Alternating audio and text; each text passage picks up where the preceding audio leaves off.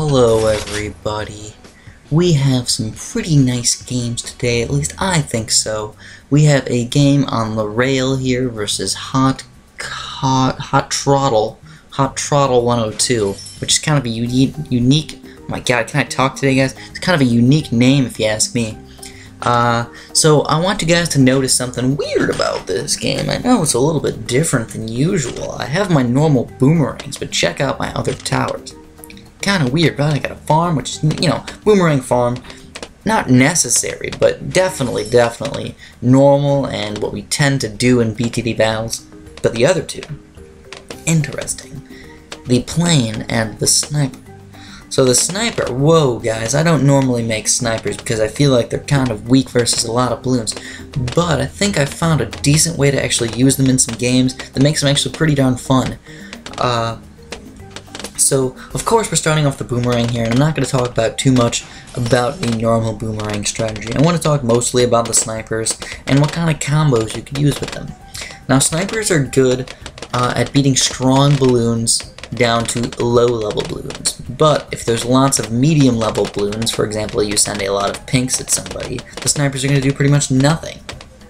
So you gotta be a little bit careful because your enemy's gonna notice that if you go mostly snipers. I mean, if they're a decent player, they're gonna notice your weakness of snipers. So you're gonna have something else to actually beat that. But the good thing about the snipers is you can knock out a lot of really strong balloons. For example, if your enemy sends out a bunch of ceramic balloons, snipers can pretty much rock them. The weird thing about snipers is there's a couple different upgrade paths that you can go. And I know I've talked about them previously in some of my, especially one video, quite a bit and actually in-depth. I'm not going to go quite as in-depth in this one, but I want to just talk about random things that you could do as like combinations or something. So the one combination that I recommend that sounds kind of weird, but in normal BTD5 is extremely good. It's actually snipers and tack factories. So you might think that's kind of a weird combination. It is kind of a weird combination, but it actually does work. And the reason why it works is because if you have a lot of really strong balloons, for example, a bunch of rainbows coming out, your sniper's going to pop them down into a bunch of greens or a bunch of yellows or something like that. And then your tack factory can usually just pop all those guys down to nothing. Also, you should probably mix in a couple other random towers, for example, boomerangs or something like that. But the thing about the boomerangs is the farther you keep them away from the beginning, the better. The more time it gives your snipers to pop the strong balloons down into not so strong balloons. So that's definitely a good thing.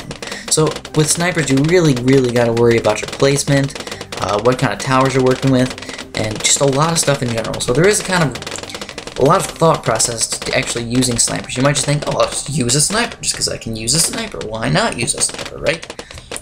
Yeah, well, you know, it's more complicated than that, guys, especially when you have a strategic mind like myself.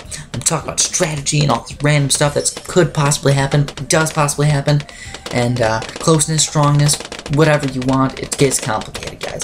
And my little feeble mind cannot understand it all completely, 100%, but I do understand quite a bit of it, and hopefully I can reciprocate some of that stuff to you guys so you guys can learn about the snipers as well. A lot of this stuff I actually learned from, actually not BTD Battles, but BTD5, and then I kind of use my information from BTD5 onto BTD Battles, and just maybe change up the strategy just a little bit, or the idea, or the philosophy behind something just a little bit. So you might just think that BTD Battles is just all trial and error, and when things work and don't work, things like that, but when you get good enough, surprisingly, it actually gets into a little bit of philosophy. So, you guys might think I'm kind of crazy and just retarded and just whatever, but if you actually play strategic games as often as I do, you realize that a lot of it's philosophy.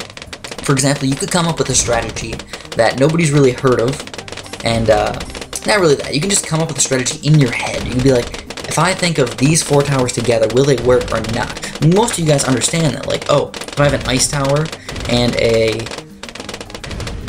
tack shooter right next to each other, they're not going to work. So if those are your 2 main towers, well, that's not a good thing. So you understand there's a certain philosophy behind understanding what towers work together and what don't.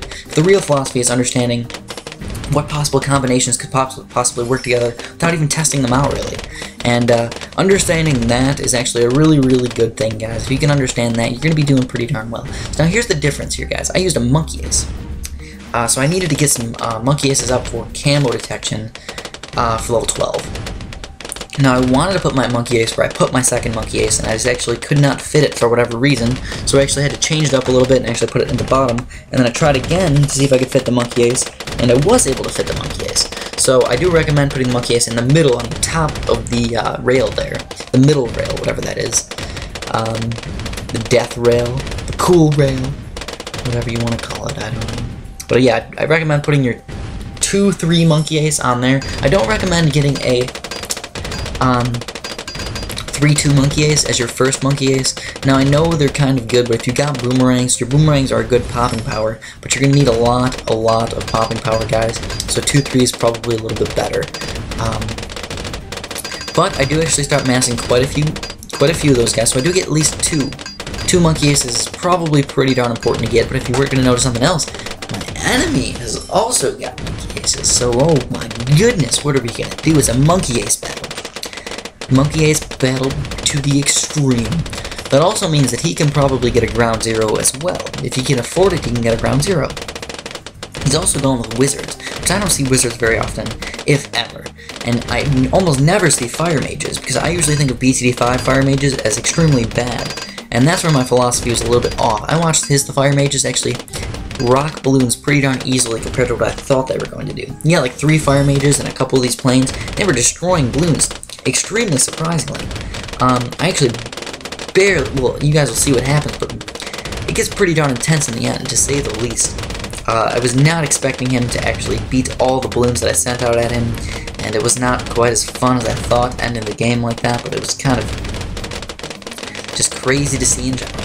So now, I did get a sniper. So this is an important part of the strategy, guys. I got a 2-3 sniper up here, and the reason why this is important is what if he sends out Moabs? What do you have to beat Moabs? Not too much. So that's just a minute problem that I do have with this strategy, but you can actually mass up quite a few 2-3 boomerangs or snipers. A lot of really weak snipers, maybe, but I think going with stronger snipers is probably just a little bit better bet, so I do recommend doing that. But here's the cool thing, guys. Now, if he sends out like a couple Moabs out at me, I think my sniper can actually take them out in the mix with my 2-3 monkey aces. I think they shoot out enough dark that I actually can pop the Moabs pretty easily enough, I suppose. And I got the money, so if I do need to, I can sell farms. I do have $6,000 built up to buy some other random crap if I need it. For example, I probably wouldn't buy a ground 0 right now in round 20, but what I would do is probably buy a couple more boomerangs and or 1 more sniper. Now, as far as 4-2 snipers, okay, 4-2 snipers, guys.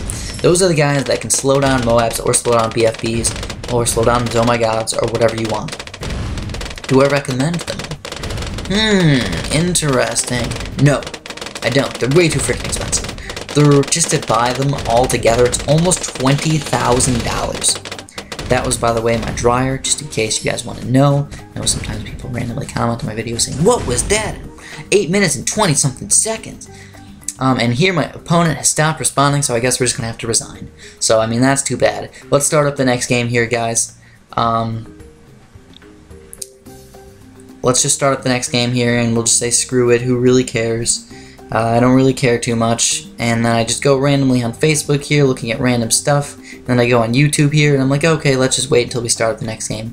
And start checking random stuff. And then I come back here, and my opponent has still stopped responding. So I check my Skype, of course. Got to check out what's going on with the Skype world, the Skyposphere, or whatever I want to call it. And I don't know why I didn't cut this out of the video. That's why I'm talking about this random stuff, to be totally honest, guys. I did not realize that was in the video, but I didn't want to restart the commentary. So, I'm sorry, but no, I'm just joking, guys. The video does continue. There is no more new video. You guys will see some pretty intense battles here. I think it was me lagging, but I'm not quite sure. It could have been my enemy as well. It could have been just a really bad connection in general.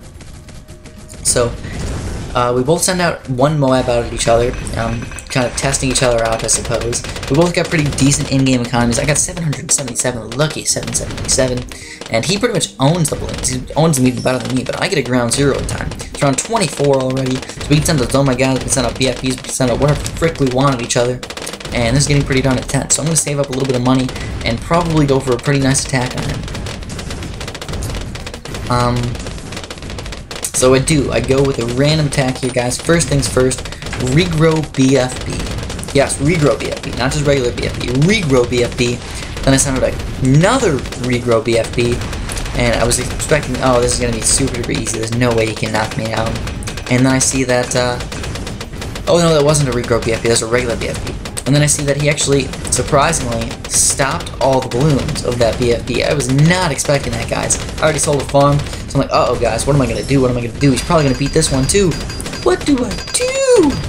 So I try and send out some more random crap at him, and the regrow ceramics actually do end up walking through his defense. I had ground zero ready just in case, though, but that's all I got for you. Have a good one.